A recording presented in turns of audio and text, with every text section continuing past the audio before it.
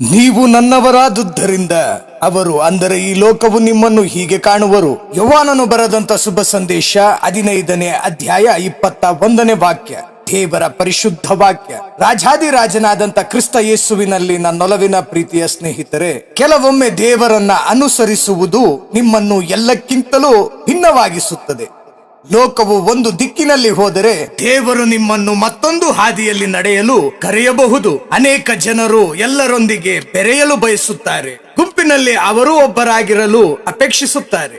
ಎಲ್ಲರೂ ಮಾಡುವುದನ್ನೇ ಅವರೂ ಮಾಡಲು ಪ್ರಯತ್ನಿಸುತ್ತಾರೆ. ಆದರೆ ದೇವರು ನಿಜವಾದ ಅನುಯಾಯಿಯಾಗುವುದು ಎಂದರೆ ಅನೇಕ ಬಾರಿ ಏಕಾಂಗಿಯಾಗಿ ಈ ಲೋಕದಲ್ಲಿ ನಿಲ್ಲುವುದು. ಪ್ರಿಯರೇ, ಬಿಳಿ ಕುರಿಗಳ ನಡುವೆ ಇರುವ ಈ ಕಪ್ಪು ಕುರಿಯಂತೆ ಭಿನ್ನವಾಗಿರುವುದು ಶಾಪವಲ್ಲ, ಅದು ಒಂದು ದೈವಿಕ ಕರೆ. ನೀವು ಲೋಕದೊಂದಿಗೆ ಬೆರೆತು ಹೋಗಲೆಂದೇ ದೇವರು ನಿಮ್ಮನ್ನ ಸೃಷ್ಟಿಸಿಲ್ಲ. ಬದಲಿಗೆ ದೇವರ ಮಹಿಮೆಗಾಗಿ ನೀವು ಪ್ರತ್ಯೇಕವಾಗಿ ನಿಲ್ಲಲು ನೀವು ಸೃಷ್ಟಿಸಲ್ಪಟ್ಟಿದ್ದೀರಿ. ನೀತಿಯಲ್ಲಿ ಜೀವಿಸಲು ರೂಪಿಸಲ್ಪಟ್ಟಿದ್ದೀರಿ. ಇತರರು ಬೇರೆ ಹಾದಿಯನ್ನ ಆರಿಸಿಕೊಂಡಾಗಲೂ ನೀವು ವಿಧೇಯತೆಯಿಂದ ನಡೆಯಲು ದೇವರು ನಿಮ್ಮನ್ನ ಸೃಷ್ಟಿಸಿದ್ದಾರೆ. ಜನರು ನಿಮ್ಮನ್ನು ಅರ್ಥ ಮಾಡಿಕೊಳ್ಳದ ಕ್ಷಣಗಳು ಬರಬಹುದು. ನಿಮ್ಮ ನಂಬಿಕೆಯಲ್ಲಿ ನೀವು ರಾಜಿ ಮಾಡಿಕೊಳ್ಳದೇ ಇರುವ ಕಾರಣ ಕೆಲವರು ನಿಮ್ಮನ್ನ ನೋಡಿ ಹುಚ್ಚ ಎಂದು ನಗಬಹುದು, ನಿಮ್ಮನ್ನ ತಿರಸ್ಕರಿಸಬಹುದು, ನಿಮ್ಮನ್ನ ದೂರವಿಡಬಹುದು. ಪ್ರಿಯ ಸ್ನೇಹಿತರೆ, ಒಂದು ಮಾತನ್ನ ನೆನಪಿನಲ್ಲಿಡಿ, ಪ್ರಪಂಚದ ಅಂಗೀಕಾರಕ್ಕಿಂತ ದೇವರ ಅಂಗೀಕಾರವನ್ನ ಪಡೆಯುವುದು ಶ್ರೇಷ್ಠವಲ್ಲವೇ? ಈ ಲೋಕದ ಜನಪ್ರಿಯತೆಗಿಂತ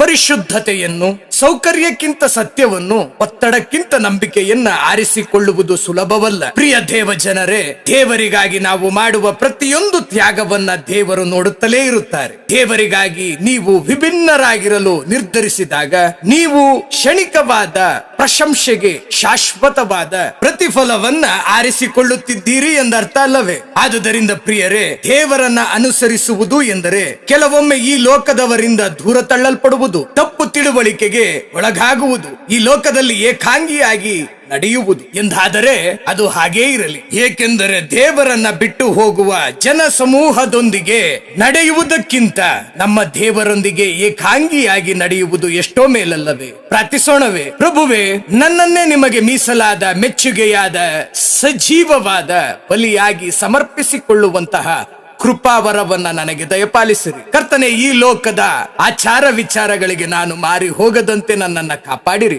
ನಾನು ನಿಮ್ಮಲ್ಲಿ ಮನಸ್ಸಾಂತರಗೊಂಡು ನಾನು ನೂತನ ಸೃಷ್ಟಿಯಾಗಿ ಬಾಳುವಂತೆ ನಿಮ್ಮ ಚಿತ್ತಾನುಸಾರ ಯಾವುದು ಉತ್ತಮವಾದದ್ದು, ಯಾವುದು ಉನ್ನತವಾದದ್ದು, ಯಾವುದು ಉತ್ಕೃಷ್ಟವಾದದ್ದು ಎಂಬುದನ್ನ ಅರಿತುಕೊಳ್ಳುವಂತ ದೈವಿಕ ಜ್ಞಾನವನ್ನ ನನಗೆ ನೀಡಿರಿ. ನಿಮ್ಮ ವರಪ್ರಸಾದಗಳಿಂದ ಈ ಲೋಕದಲ್ಲಿ ನಿಮ್ಮ ಮಗನಾಗಿ, ನಿನ್ನ ಮಗಳಾಗಿ ನಾನು ಜೀವಿಸಿ ನಿಮಗೆ ಸಾಕ್ಷಿಯಾಗಿ ಒಂದು ದಿನ ನಿನ್ನ ರಾಜ್ಯವನ್ನ ಬಂದು ಸೇರುವಂತ ಕೃಪಾ ವರವನ್ನ ದಯಪಾಲಿಸು ಕರ್ತನೆ ಎಂಬುದಾಗಿ ಪರಿಶುದ್ಧನು ಉನ್ನತನು ಮಹೋನ್ನತನಾದಂತ ಯೇಸು ಸ್ವಾಮಿಯ ಪರಿಶುದ್ಧ ನಾಮದಲ್ಲಿ ಪ್ರಾರ್ಥಿಸಿದ್ದೇವೆ.